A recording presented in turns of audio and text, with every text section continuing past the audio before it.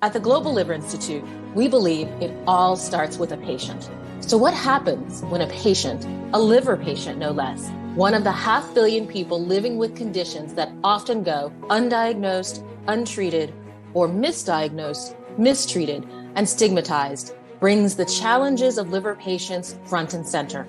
And what happens when a patient then leads a discussion with world experts in policy, research, clinical care, and wellness on ways to overcome these challenges? Let's find out today on GLI Live. Hello and welcome, everyone. My name is Donna Cryer. I am the founder and CEO of the Global Liver Institute and the host of the GLI Live. This episode is 27 years in the making. It is an extremely special and personal episode for me that I'm so excited to share with you. We're going to do this in two parts. We are going to have a very special conversation with Dr. Warren Maley, who is not only the director of the Jefferson Transplant Institute, but was the lead surgeon on my transplant 27 years ago at Johns Hopkins, and someone to whom I owe these many wonderful years of life since. So welcome, Dr. Maley. Thank you, Donna. It's a distinct pleasure to see you flourish, and everything you've done since is just amazing. So pleasure to be here today. Excellent.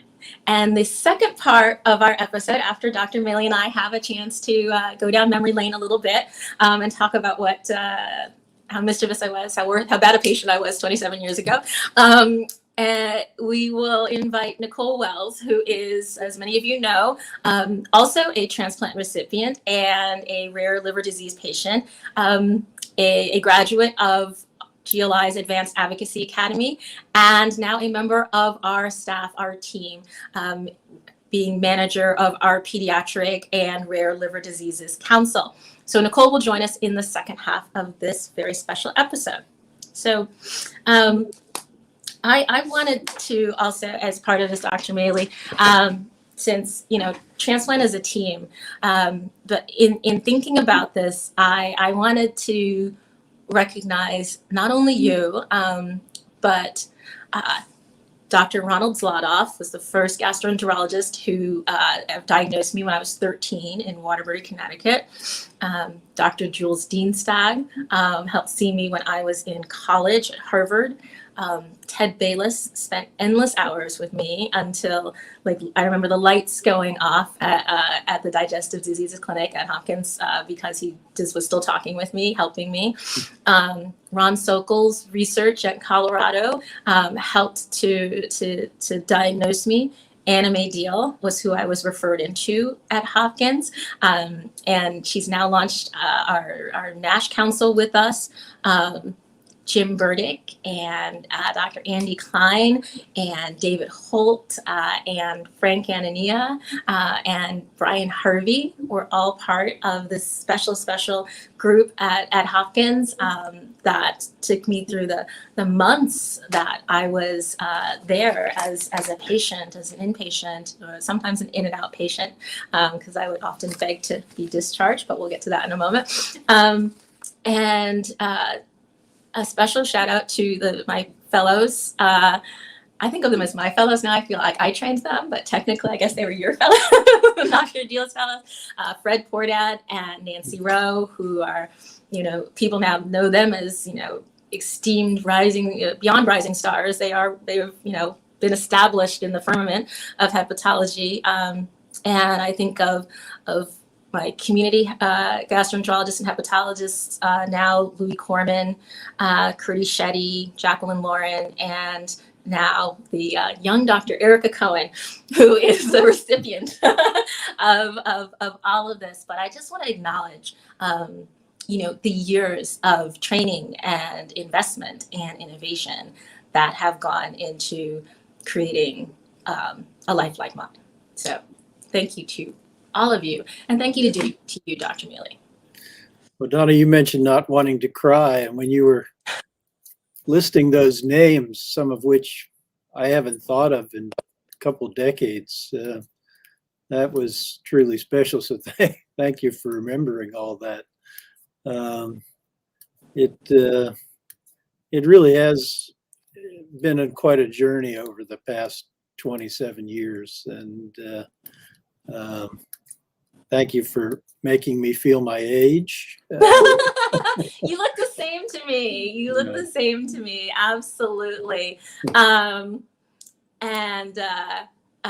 at the risk of embarrassment, one of the stories I was telling my team, because I was telling on myself, lest they think I was always, this poised and polished and put together, of the various mischief that I made while I was, a patient there for months and months, because I had been evaluated for transplant, if I'm remembering correctly, 2 years before my transplant, and made the decision to go to law school, and with a lot of input.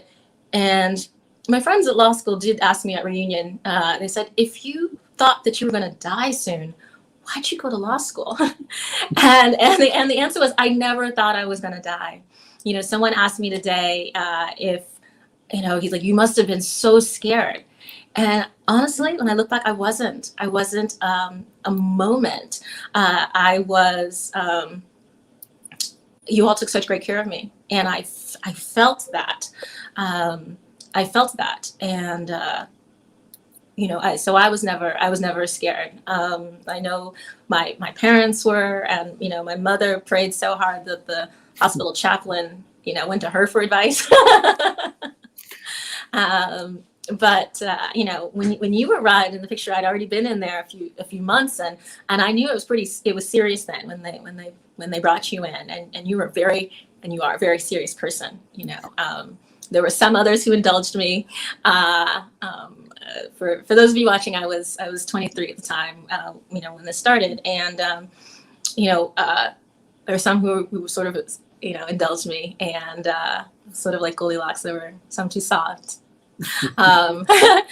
You were a little hard, and then Dr. Klein came in and sort of moderated everything, so made things just right. He's more of a teddy bear than I am. Yeah. But you made me understand the seriousness of what was going to happen, and I think as I got sicker and sicker, and I remember losing clotting factors at some point in the summer, and I remember going between medical and surgical intensive care, and the seriousness of what we were facing, the decisions that I was going to have to grow up quickly to make. I made them with your help, and I thank you.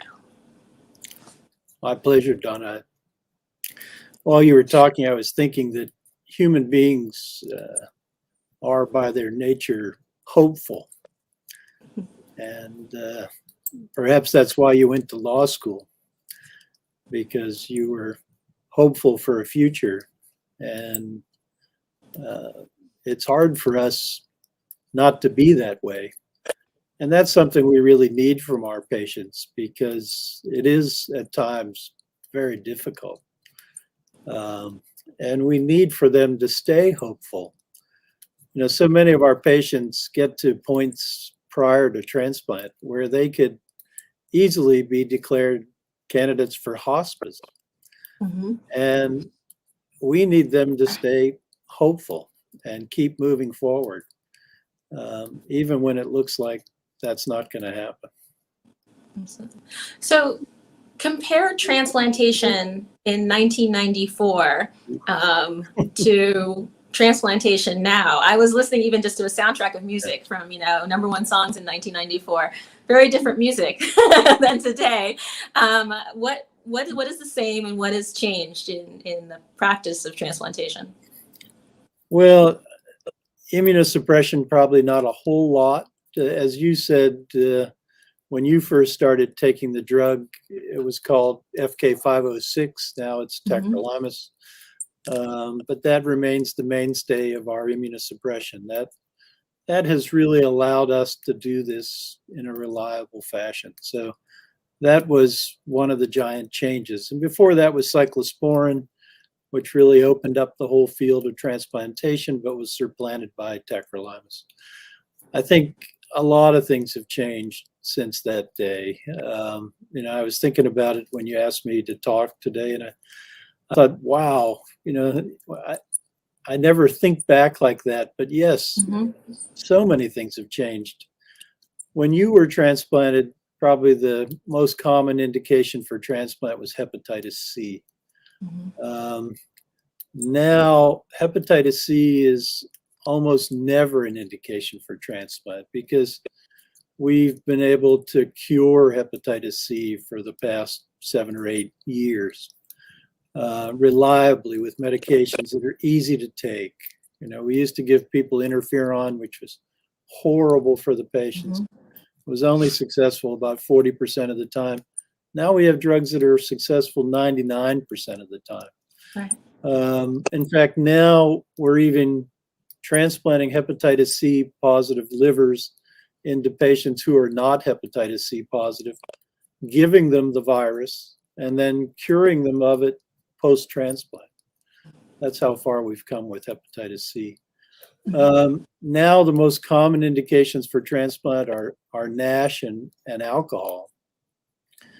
So it really has radically changed in that regard. Now we have a clear path to transplant for patients with hepatocellular cancer. Everybody with cirrhotic liver disease is at risk of developing hepatocellular cancer. And at the time you were transplanted, those patients had to wait along with everyone else. Now we have a way to get them transplanted much quicker before their disease progresses. So that's a big change. I think that the procedure has changed. We, back then when you were transplanted, it would take us 14, 15 hours to do a liver transplant and, 10, 15, 20 units of blood. Now it's a 5 or 6 hour procedure with 2 or 3 units of blood. And we're transplanting people who are as sick or sicker nowadays because we've developed a way to triage to the sickest patients first. And so a great deal has changed. I think it has become much better. Now the 1-year survival is about 95% post-transplant. That's a phenomenal number that we couldn't get to when you were transplanted. We were probably hitting 80, 85%, but we're doing much better today. And I think people need to understand if they can get on the transplant list, if they're good candidates, even if they get very, very sick, we're going to get them transplanted and they'll do well. That's where a lot of our work is now in transplantation at GLI, making sure that every appropriate candidate can get on the list, that can get evaluated for transplant, and can make it through any of the pre-requirements, whether it's dental cleanings or what have you, to be able to maintain their status on the list.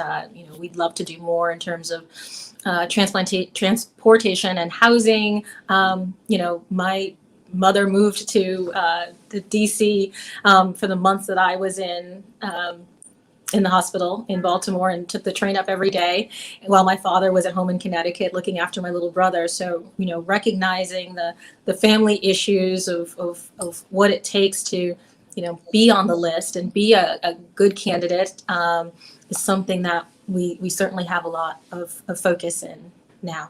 Thank you. Those are huge issues for families.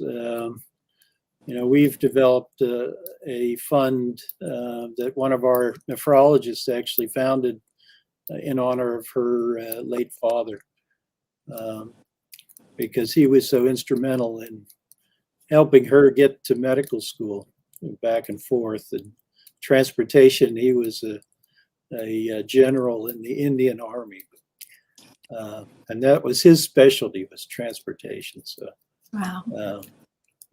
That's what she developed the fund out of, to help patients get back and forth to clinic or to make appointments for other things. So vital. And I think each transplant center really could use a transplant home close by to the institution. We have a great one here in Philadelphia called the Gift of Life House, run by our tremendous organ procurement organization. But even that gets full, so we could use more space in Philadelphia. I remember having the honor of working with and doing research with Howard Nathan, and going up to get a tour of that OPO, and it has really sort of always set the bar for me. So as we work in issues of organ donation and organ procurement, standards, I was like, I know it can be done well because I've seen it, and I've worked with those who have put in the intelligence, business savvy, community connections to do that important side of it, right? And Howard has been a force here in Philadelphia for the past, and throughout the country and the world. Even working in China to help them set up their organ procurement organization. So for the past 45 years, Howard's been active, really a force for good, indeed. Yeah.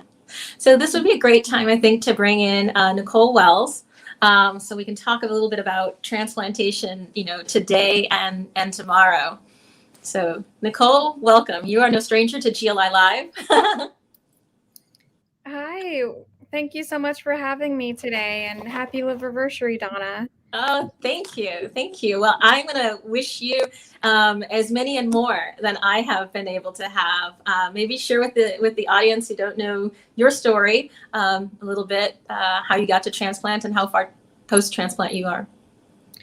Yeah, so I suppose my journey technically began whenever I was 15 years old, although it began prior to that. But I was diagnosed with overlap syndrome consisting of autoimmune hepatitis and primary sclerosing cholangitis at age 15. And those are inflammatory diseases that attack my liver cells and bile duct cells. And whenever I was diagnosed, I had end-stage liver disease at that point with decompensated cirrhosis. So honestly, I wasn't sure if I would live to adulthood, and that was something that kind of haunted me a lot. And I couldn't go to school. I was on homebound. I was staying in the hospital a lot, things like that. But thankfully, I was able to eventually return to school full-time and then go to college and graduate school, which I'm very grateful for. And my native liver lasted about another 9 years until I was placed on the transplant list at age 24. And then at age 25, my sister generously shared 56% of her liver with me. So I'm very grateful for that. And my entire family relocated to Baltimore. I am from Kentucky, and just based on my situation and everything, I was too sick to go to school and work and anything like that. And I was 24, so really trying to get transplanted sooner than later was in my best interest at that point, especially with 26 looming and going off of my parents' insurance at that point. I really was kind of in a race against that about, dropping off my parents' insurance at that point. So we all relocated to Baltimore, and I had a successful transplant. Thank you to my sister. I'm very grateful for her every day. And then about 3 weeks after my transplant, I found GLI and attended GLI's Advanced Advocacy Academy, or A3. So that was very physically painful and to get up through that and everything. That was the longest I had sat up after transplant. So I thank you and the entire team for taking such great care of me during that. It was a little bit of payback for all the trouble I caused everyone else when you arrived there 3 weeks post-transplant, and we were gonna make sure, why don't you go sit down? Why don't you let me bring you some water? I'm like, oh my gosh, why'd you come so close to transplant? And so we were just pillows around you lest you break. And so I think that was a little bit of karma. Yeah, and I just have to say, Donna, from being diagnosed at age 15 and not being sure if I would make it to adulthood, I think a lot. I'm in my head a lot, and I kind of had this feeling that everything that I was going through, there was some sort of meaning why, and I would find out someday. And I never knew what it was. But sitting in your A3 program for the first time, I still didn't know exactly what it was, but for the first time in my life, I finally felt like I was on the correct path. So thank you so much for that. And I know that so many other people who have been through similar experiences feel the same way. So I just have to say thank you from the bottom of my heart.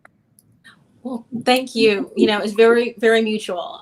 With that A3 class and meeting all of you, I feel I found my purpose too in helping you become, the patient advocates that you wanted to be, and to make that transition from the pain of your journey to being powerful in changing the experience for other patients coming behind you. And so if that is my legacy, I'd be very happy with that. So I was wondering, since it seems that at this point, 27 years out, and there are transplant recipients who are out longer. My boss at UNIS, Bill Lawrence, and was always fantastic to have a boss who had a transplant just a few years out before you, and so. I hope it gives you confidence, Nicole, to know, okay, well, she's going to hit anything before I do. But, what does transplantation look like? We call this transplant survivorship because I think that the impression is always given me that in some ways the field was so new that we are still figuring out what it really means to have someone 5 years, 10 years, 15, 20, 25, 30 plus years out to their, cardiovascular outcomes, to their renal outcomes. Surely, when I went to get my knees replaced, because we gave me a lot of prednisone back in the day, and I heard we don't do that anymore. And so I have some, fancy new knees, to show for it. But when I was asking the question, how do transplant recipients do on knee replacements? They're like, oh, we don't really know how to answer that question. And so those are the types of things that I think out, this far. How do I integrate my transplant experience through the lens of my transplant and certainly autoimmune disease? How do I adjust sort of all of these other things that I have the opportunity to face since I am aging and want to age well, just like anything else?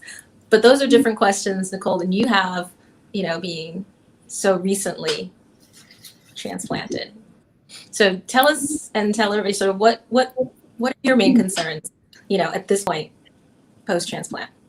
Yeah, so as I previously stated, I was kind of in a race against the clock from being dropped off of my parents' insurance. And so I was transplanted at 25, and then whenever I turned 26, I did lose health insurance, and that was extremely, extremely stressful. I cannot even describe how terrible that was to need these medications every 12 hours.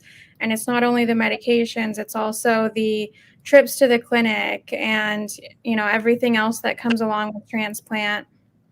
And then I did end up losing health insurance a second time within about that 2-year period, whenever my husband was laid off of his job at the beginning of the pandemic. So whenever I was transplanted in 2018, actually 27.5 million people in the US did not have access to health insurance.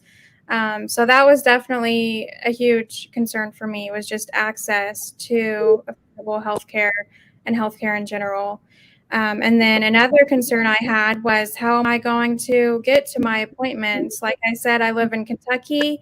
I was transplanted in Baltimore. So I did have to live in Baltimore for a few months after transplant, But then once I was deemed healthy enough to return home, then I was still having to go back to the clinic about every month or two there for a while.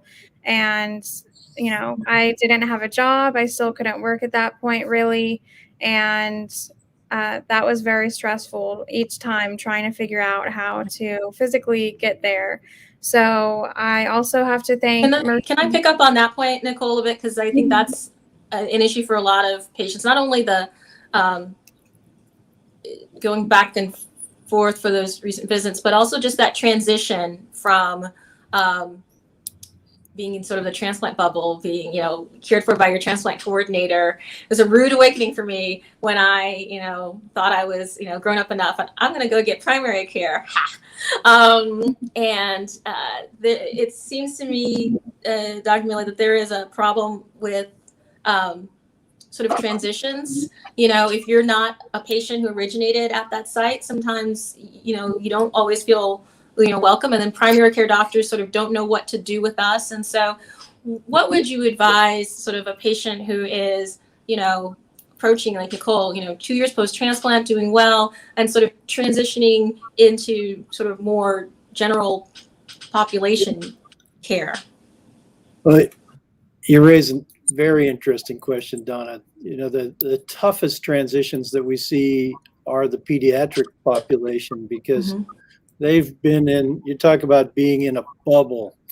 The pediatric patients are so well cared for within the pediatric hospitals, and everyone is mothering them and nurturing them. And then they time out from the pediatric hospital and they come to us at age 21, and all of a sudden we expect them to be adults. And sometimes the wheels come off the rails a bit in that transition. That can be very difficult. So we as adult centers need to develop better mechanisms for transitioning young people to our centers when they come to us. As far as getting primary care, or I think for the transplant recipients personally, I think they should stay connected to a university hospital. And that may be tough to do for certain people, but it's worth the travel. You know, if you're in Kentucky, then maybe it's Louisville, or maybe it's Lexington, or somewhere that you can access that type of care, because that's where you're going to find the people who are a little more accustomed to taking care of folks who aren't standard patients, so to speak, and won't be frightened of taking care of transplant recipients. It's very rare to find an internist who has a niche in transplantation, but that is a marvelous thing to find. So if you, sometimes it's probably word of mouth, and through some of your advocacy, you may find those individuals. But these things are particularly tough on folks, say, who have a bowel transplant. And those folks, you know, they traveled for their transplant, as Nicole did, and then all of a sudden they're back home and no one wants to touch them. Right. That's a really tough place to be, and I don't know how to fix that. Well, I guess that's our job, Nicole. Then we we just got our next our next marching order, and that's the exciting thing about having, you know, a whole organization of one's own creation that is simply built to identify and solve problems for other patients. But it is daunting, and you know, as we think about how to create the best experience for transplant patients, you know, today, you know, I wanted to ask maybe a pandemic question too.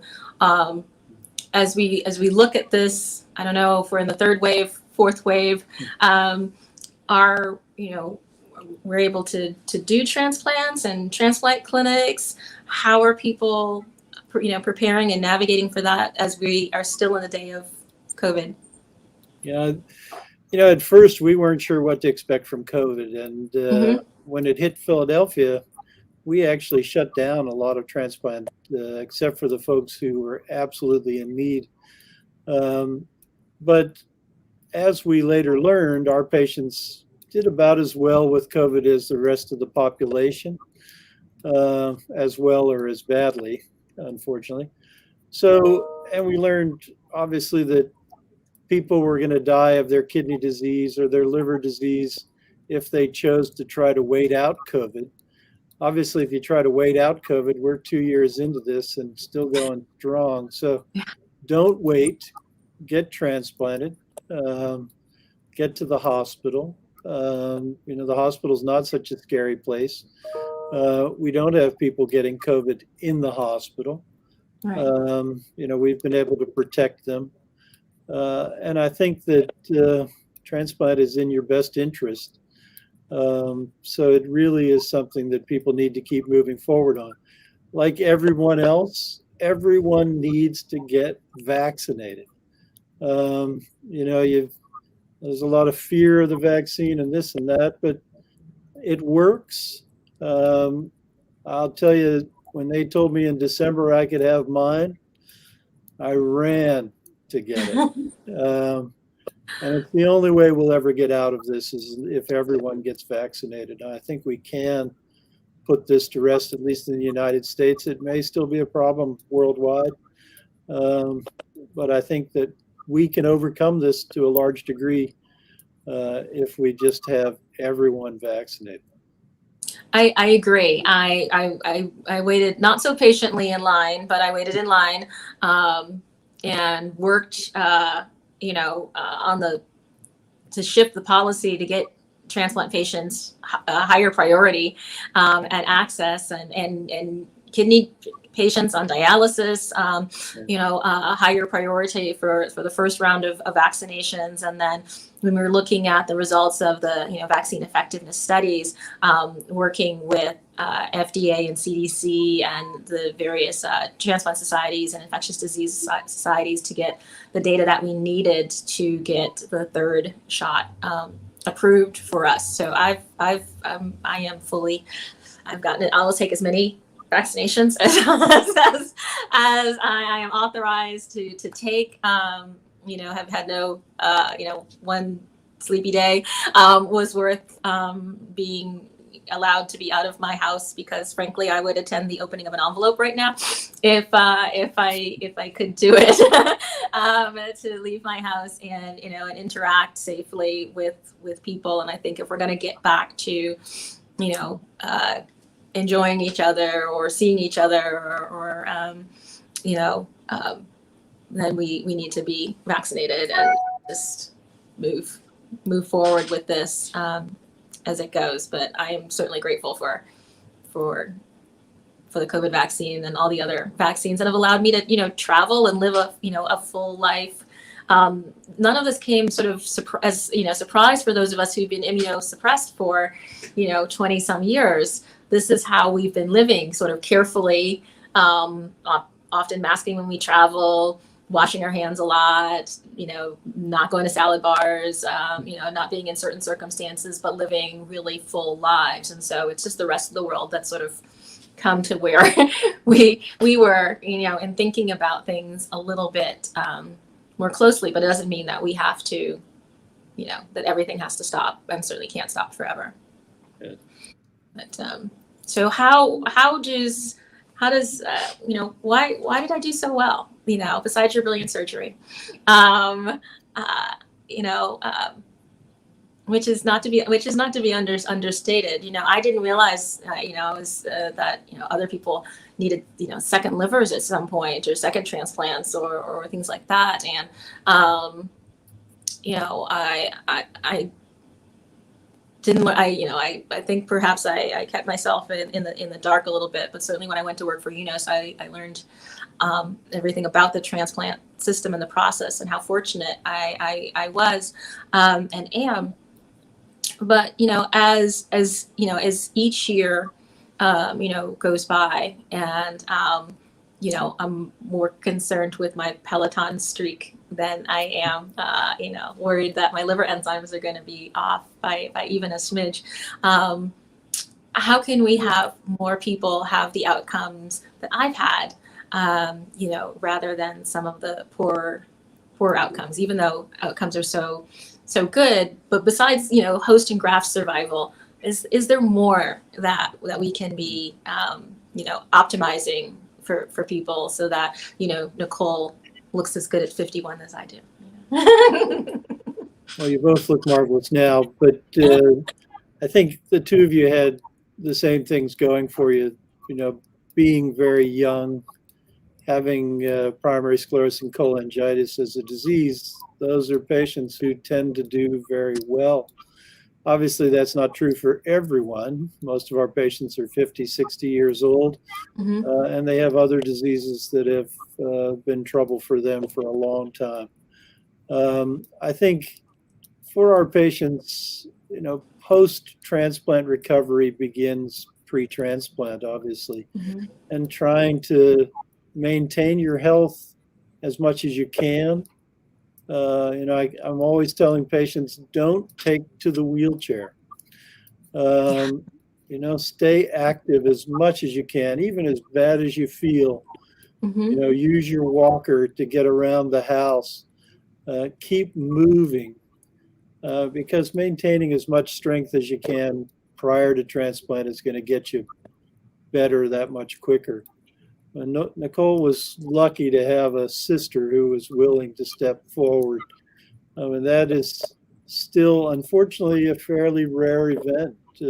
Probably only 5% of liver transplants in the United States take place as live donor, as opposed to some other countries where it's more like 90%. Wow.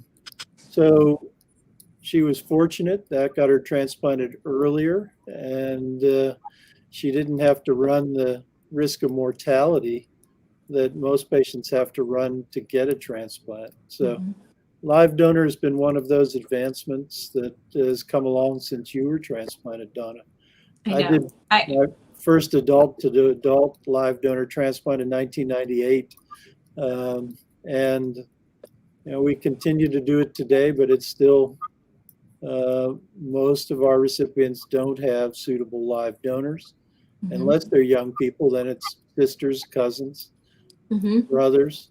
For most of our 50, 60-year-olds, it would be their children. And they're not always willing to consider that option. And also a lot of donors are, discovered to have some of the same conditions that are driving transplant. So you find out, we've had A3 advocates who found out in the process of trying to donate an organ to a family member that they had liver disease themselves, particularly with NASH. And so, as we prepare for a congressional briefing this afternoon on the NASH Care Act that we hope to introduce, it's those patients in mind. The whole family could unfortunately be patients if we're seeing the trends going in the directions that they are. Yeah. So, I remember being 85 pounds before transplant. I remember you coming to my bedside in ICU, and I guess I could by that point realize that, okay, there may be an organ available, because you asked me how tall you were, because you never actually had seen me stand up, and I've been in bed sick the whole time. And I remember responding, how tall do you need me to be? And then you said, Donna, how tall are you? I said, I'm 5'8" in heels. And you're like, Donna, how tall are you? And I'm like, I wanted whatever organ you had, and I know that my the donor that we were considering was over 6 feet tall. He had died in a motorcycle accident, and so you're wondering if that huge liver could fit in this little thing that you were looking at in the ICU bed, hooked up to everything. And never grateful at a clothes fitting to be this wide across, but apparently it was made for me, and I'm not getting it back. And I was looking at the scar today and my my workout wear, and how hard earned it was for for all of us. But I wear that proudly. So Well, unfortunately, the donors would die regardless of whether they become organ donors. And it's dramatic that families can find the wherewithal to allow them to be organ donors. And that's something I'd like to see change in America, that more people would be accepting of that direction, so that Nicole's sister wouldn't have to put herself at any risk. I trust she's done well, Nicole. Yeah, she's actually had 2 children in the last 3 years, so she's doing well. Beautiful. she is very good at giving life. She is just one of those people who is very good at giving life. We should give her an award. That's what we should study. Well, I always say donors are freaky nice people. And by that, I mean, they're just people who, when they hear that the liver regenerates, their first thought is, if this doesn't work well the first time, can we do it a second time? Wow. And even suggesting that. Most people aren't even willing to donate. But, they're just such nice people. That's the first thought that comes into their minds. So, Dr. Maley, how can we help you at Jefferson? How can we help you at your Transplant Institute, in your practice with your patients? You have a grateful patient and all of Team GLI at your disposal right now. So how can we help advance your work for this next generation of patients who have the privilege of being under your care? Wow. There are about 1 million answers to that question. As I said, promoting organ donation, both live donor and deceased donor, is one avenue that you can certainly help us with. Promoting to the patients the need to stay focused and marshal the help of their families to get themselves better. I think that these sorts of illnesses, I'm always depressed when I hear that we have some patient who is totally unconnected to other people. That is just a disaster, because you need family to get through this. Not just like Nicole had her sister be a donor, but I'm saying you needed your mother and father to help shepherd you through this, Donna. And, people post-transplant need 24-hour care for a period of time. They need somebody at home with them who can drive them to appointments and, can prepare meals for them early on. Nicole showed up 3 weeks later for the advocacy program. Most people aren't doing things like that, Nicole. So finding ways to provide those sorts of that sort of service to people who don't have it, or that would be another. Transportation, you mentioned. I could go on and on, but I usually do. No, we are here. Thanks to you, we're here. I'll also tell one last story about you before I let you go.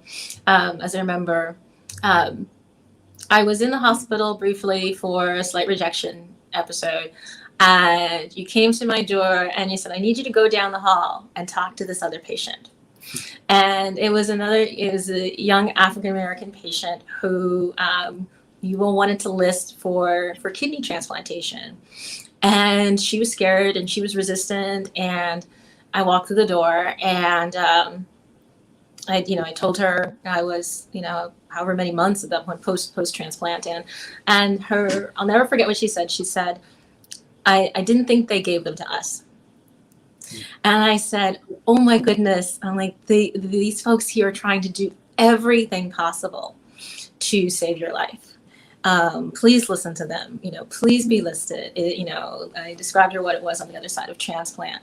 But as I, we're so involved in many of these conversations in equity in transplantation, and there are many gaps, and there are many things that we need to do. But I loved being able to tell that story of you and of my Hopkins experience, and how much you not only invested in me and were rooting for me, but that it wasn't just me, it was for every patient that you touched, and you were pulling out everything possible, including kicking me out of bed to say go persuade her, to make sure that that all of your patients from every background knew that you were an advocate for them, and that you wanted to give them the benefits of this gift of transplantation. So, Well, Donna, it's been so highlighted in the past 2 years, just how far America has yet to go with race relationships, and it makes me tremendously sad that African Americans have to feel that sort of dread based on the history that they've suffered in America. And the fact that right now that's a big problem in getting African Americans vaccinated. And that then leading to more misery for African Americans. So that is something which we desperately need to change, and I hope you can make inroads into getting people to trust the medical system more. Keep fighting that fight. I do, and the honor of getting to fight it from the boardroom of my hospital now, within the system that transplanted me, is not one I expected when I was in the bed in Nelson 7. But it's a place, a position, and a voice and a role that I'm honored to play for other patients, and to bring all of this experience to bear, to support high quality care. And so we come full circle. So that's what I've been doing for the past 27 years. I don't know about you. I hope that you are happy with the way that I've used the gift that you've given me. Oh, there I go. The gift that the donor gave you. You helped.